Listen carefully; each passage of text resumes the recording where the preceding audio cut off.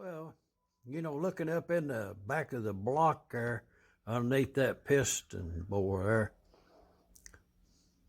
that throughput shaft on that governor system bushing, but there's a spring between the end of that and the block itself, sideways spring, and that's what that spring is what holds the throttle plate open.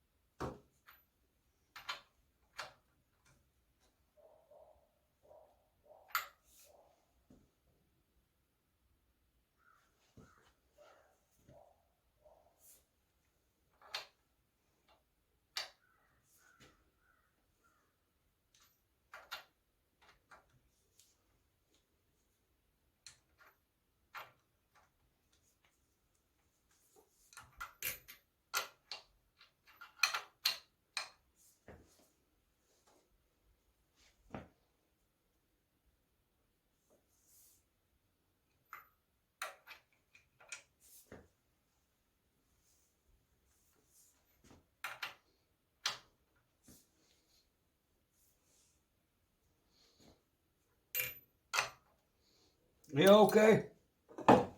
I say them right there is that's just me hand tightening them with a bar. How many foot-pound would that be? Well, while we're pondering that is if you look up in that hole, yonder, with these push rods, and you can see the oiler right there. The tube comes out. It's tapped in the center of the block in there. A casting, that's 1/4" pipe thread. Special made fitting come around like this with a screw type regulator set with a screw and a lock nut. But looking up in yonder, there ain't no oil been leaking around them lifters. Both of them are kind of, they're damp like you would hope they would be. They have been getting oil. I expect if you run the engine for a while and it gets hot and you looked up in there, it would be oily around them, which is a good thing. So that's all clean and the seats are good and shiny. And the push rods appear to be original, And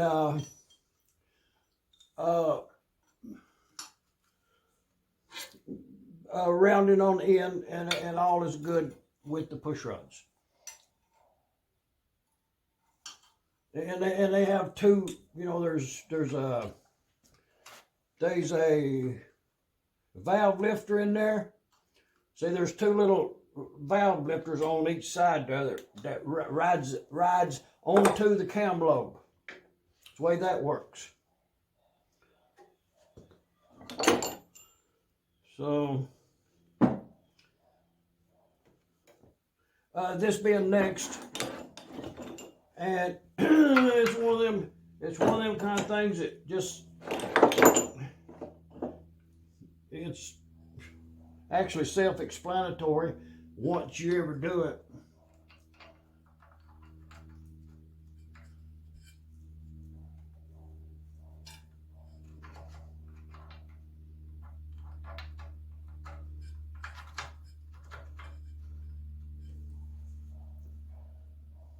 And the rocker arms are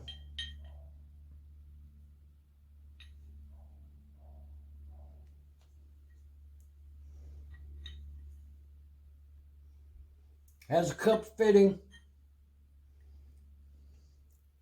goes on to here and corresponds to like that and like that. So this one would go on first.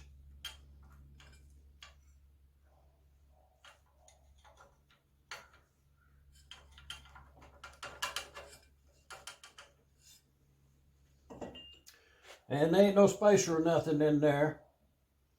And this will go on next.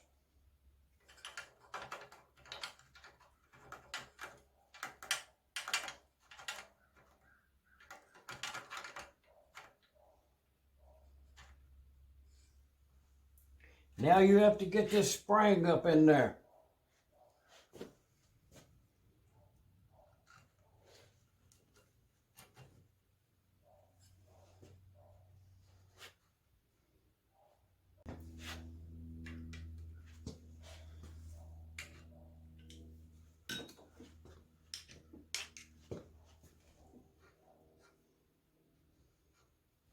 There's a hole in there for this set screw that goes into here to index that in, and then there's a hole in the top of it that goes across through there with 2 oil holes in this shaft, rocker shaft, that oils each one of these out here.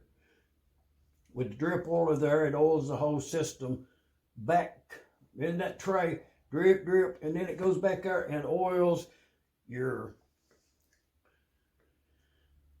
valve stems on the guide side.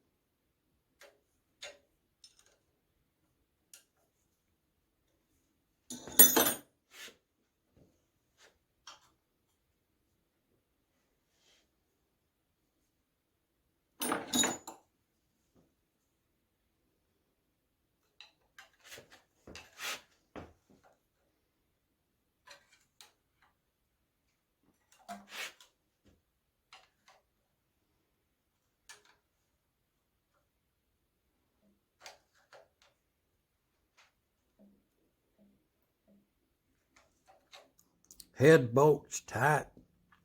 That rocker arm in the right positions. That felt there was going to make a new one.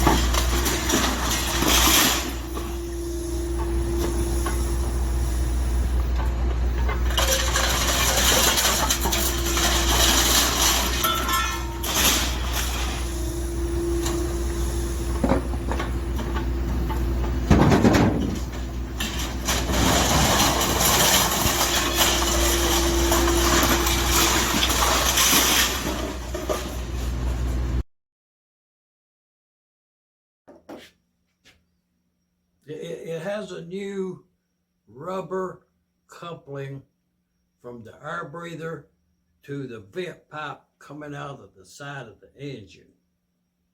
Refilled it with some new oil. Gas tank's been installed. The gas tank's pretty dirty, I'll be honest about it. Probably be okay. Got all of it put back together there. But a new gasket, both top and bottom on the mixer. The check valve is free and clean. Everything adjusted. New head gasket. You know, I didn't torque them bolts, you know. There is torque specifications, but this is the spark plug that was in the engine, and I could be convinced that this spark plug was original to the engine when it came out of the factory, and it's still serviceable. It's quite good, but just for the ease, I think, of starting it, the advantage of a new plug as compared to this one, I'm going to err on the side of putting in a new plug, spark plug. It's a Autolite 3076. You know, it's just a good all-around plug. I put some oil on the threads. A couple of shots of oil down in the cylinder there. To starting this engine is putting the spark plug wire on there. Okay, you would expect this engine to start the third turn of the flywheel, possibly the second. We'll see how that goes. But I'm not ready to start the engine yet, so I'm going to disconnect that spark plug. I'll ground it there to something, and we'll get back to that a little bit later. We've never tried to start the engine yet. Let's see if it's got some compression. Oh yeah. Simply amazing how much compression that thing's got.